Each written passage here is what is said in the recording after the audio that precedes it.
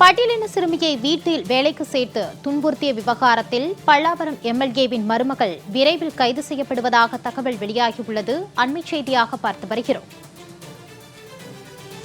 மேலும் இது குறித்த கூடுதல் விவரங்களோடு செய்தியாளர் முரளி இணைக்கிறார். வணக்கம் முரளி, இது குறித்தான விரிவான விவரம். வணக்கம்.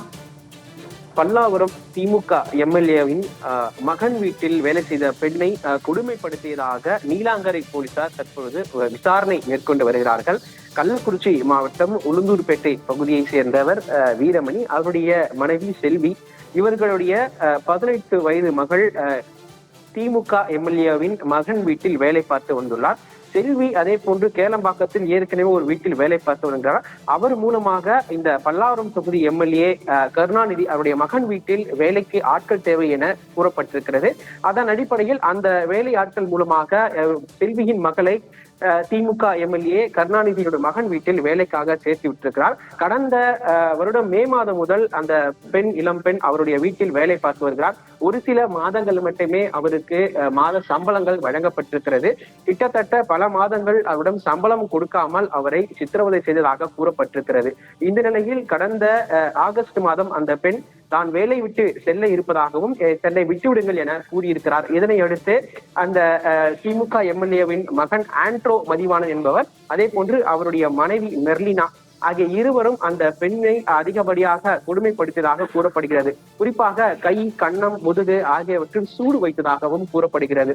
இதனை அடுத்து ஆண்ட்ரோ மதிவாணன் மற்றும் அவருடைய மனைவி மெர்லின் கடந்த 15ஆம் தேதி பொங்கல் தினமான அன்று அந்த பெண்ணின் சொந்த ஊரான கள்ளக்குறிச்சி மாவட்டம் திருநரங்குன்றம் என்கிற கிராமத்தில் அவர்கள் தனியாக விட்டு வந்திருக்கிறார்கள். உடனடியாக அந்த பெண்ணை பார்த்த உறவினர்கள் அந்த பெண்ணினுடைய கை, முதுகு மற்றும் கன்னம் ஆகியவற்றில் சூடு பட்டதை பார்த்திருக்கிறார்கள். அது மட்டும் இல்லாமல் அந்த பெண்ணை அழைத்துக் கொண்டு அரசு மருத்துவமனை உளுந்தூர்பேட்டையில் உள்ள அரசு மருத்துவமனைக்கு கொண்டு சிகிச்சையும் பெற்றிருக்கிறார்கள். அந்த அரசு மருத்துவமனை கொடுக்கப்பட்ட புகாரின் அடிப்படையிலேயே தற்பொழுது விசாரணைகள் நடத்தப்பட்டு வருகிறது. மேலும் கள்ளக்குறிச்சியில் இவர்கள் வாய்மொழியாக ஒரு புகார் மனு அளித்திருக்கிறார்கள். அந்த மாவட்ட எஸ்பி அவர்கள் சம்பவம் நடந்த இடத்தில் நேரடியாக நீங்கள் புகார் கொடுக்க வேண்டும் என அவர்கள் அறிவுறுத்தியிருக்கிறார்கள்.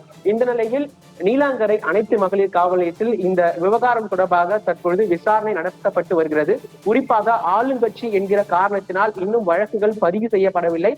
இந்த நிலையில் கருணாநிதியின் மகன் அதே போன்று மருமகள் ஆகிய 2 பேரும் விரைவில் கைது செய்யப்படுவார்கள் என ஒரு தரப்பில் தெரிவித்திருந்தாலும் கூட இன்னும் அவர்கள் மீது வழக்கு பதிவு செய்யப்படாதது ஒரு கேள்விக்குறியாக இருக்கிறது.